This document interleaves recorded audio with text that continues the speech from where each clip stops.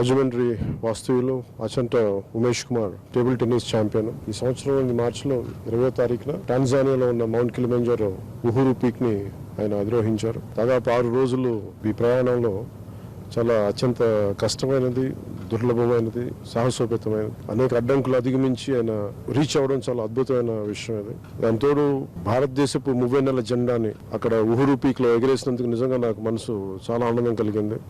ఎక్కడికి వెళ్ళినా కానీ, ఏ దేశం ఎగినా ఎందుకు కాలిన పొగడరాని తల్లి భూమి భారత్ అనే మహావాక్యాన్ని ఈ రోజున ఉమేష్ టాంజానియాలోని మౌంట్ కిలిమంజారోలో ఉహురు పీక్ ని అధిగమించిన తర్వాత ఇలాంటి విజయాలు మరిన్ని సాధించాలని, ముఖ్యంగా ఈ పర్వతారోహణ అనేది అత్యంత కష్టసాధ్యమైనది.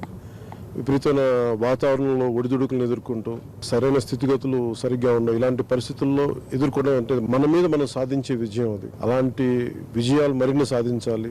భవిష్యత్తులో ఆయన మౌంట్ ఎవరెస్ట్ కూడా ఎక్కి మరి మా అందరికీ ఆనందం కలుగజేయాలి. మా అందరికీ ఆయన గురించి చెప్పుకునే అలాంటి గొప్ప అవకాశాలు ఆయన మనస్ఫూర్తిగా కోరుకుంటూ ఆయనకి మనస్ఫూర్తిగా శుభాకాంక్షలు ఉమేష్ గారికి.